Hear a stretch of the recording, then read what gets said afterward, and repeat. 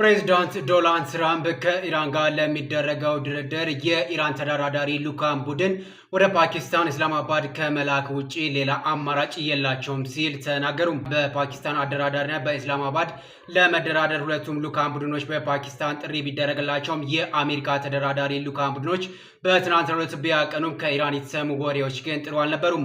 ኢራን በሰጠችው መግለጫም የሰላማዊ ድርድሩን ለማከናወን ወደ ፓኪስታን ልዑካን ቡድኖችን አልክም ማለቷን ተከትሎም የአሜሪካው ፕሬዝዳንት ዶናልድ ኢራን የተደራዳሪ ልዑካን ቡድኗን ወደ ፓኪስታን ኢስላማባድ ከመላክ ውጪ ሌላ አማራጭ የላትም ሲሉም ተናግረዋል።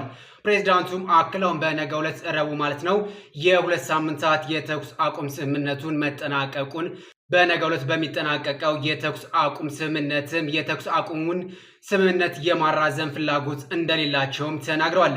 በነገው ዕለት ረቡዕ የሚጠናቀቀው የሁለቱ ሀገራቶች የተኩስ አቁም ስምምነትም ከተጠናቀቀ በኋላ በሁለቱ ሀገራቶች መካከል ምን ይፈጠራል የሚለው ሌላኛው የሚጠብቀው ክስተት ሆኖ ቀርበዋል።